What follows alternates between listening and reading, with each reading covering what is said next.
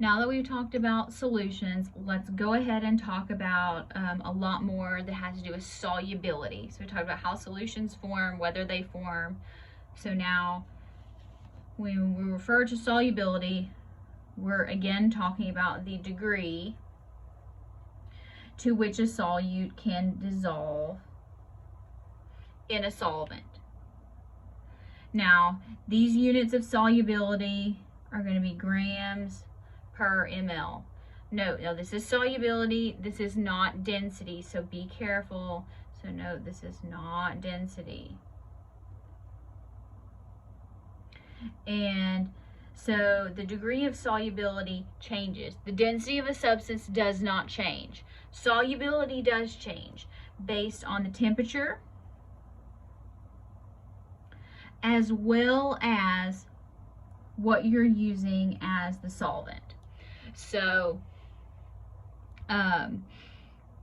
sodium chloride may dissolve to some degree in acetone. You know, that's nail polish remover. I haven't really ever tried to dissolve table salt in nail polish remover, but I'm sure it actually is soluble to some degree. But that's going to be different than how sodium chloride dissolves in water. So what you're using as a solvent depends. So solubility changes, density doesn't change. Now, within the solution, the solute at any one time is undergoing both dissolution, so it's dissolving, so that would be, it's going into solution, so it's dissolving, and it's also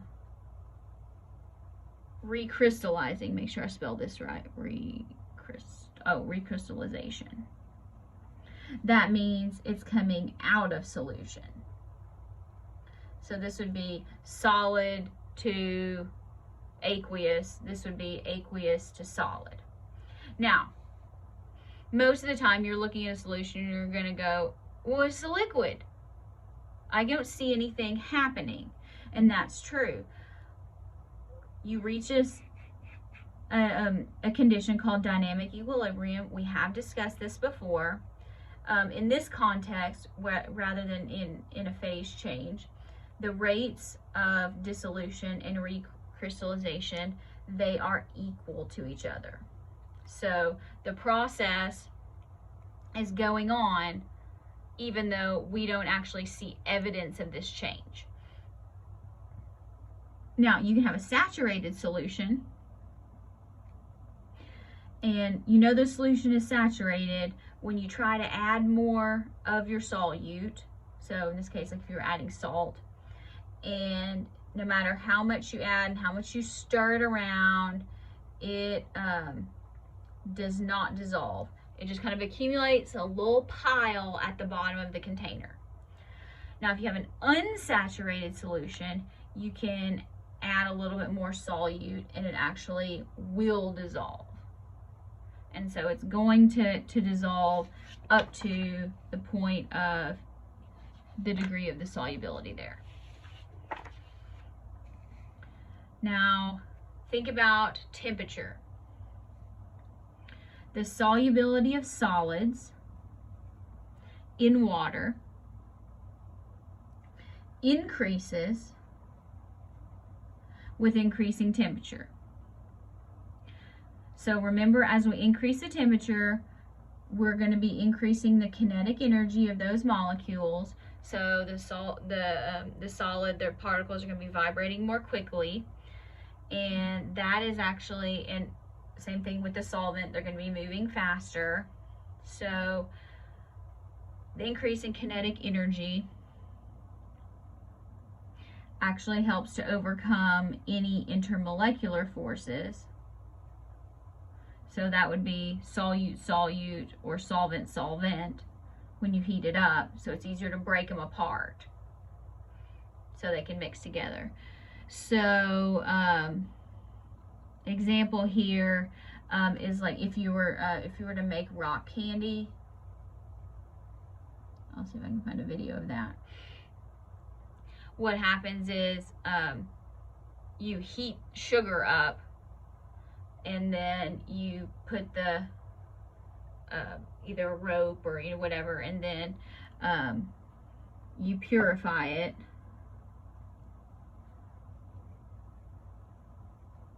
with recrystallization,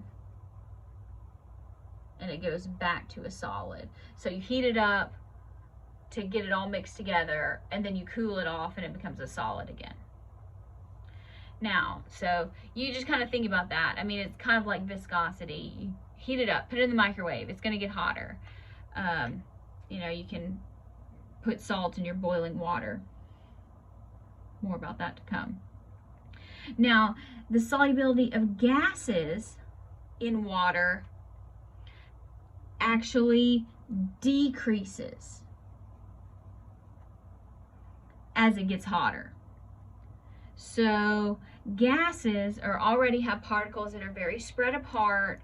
So the gases already have very weak intermolecular forces, and they're already not particularly soluble because they would rather be out moving around than having their movement constricted by moving around within the context of a solvent. So it actually increases when you have a gas molecule that is more polar than another one. So polar gases tend to be more soluble than not. So like ammonia is a polar molecule. It's a little bit more soluble. So when you heat something up, so when you increase the temperature, the gas particles actually escape. They escape out of solution. So if they're not in solution anymore, what do you think happens to solubility? You still have the same amount of solvent, and you have less solute because it has flown away, literally. So solubility is going to decrease. So solubility decreases. Example here. If you have hot soda, what happens like when you open it? It's more likely to bubble or fizz more. So it fizzes more than something than like a refrigerated. So because those gas particles, that's them escaping. And then there's another example. If you like to fish, so fish, they tend not to bite. So fish don't bite as much in a warm lake. So you want to go somewhere where it's like shady and really deep, where it's not warm, if you're trying to find like catfish. Because notice as the lake water warms up, there's going to be less oxygen for the fish to extract from the water in order to breathe, if you will, through the gills. And so that's going to make the fish lethargic. So they're not going to want to move around as much because movement requires oxygen.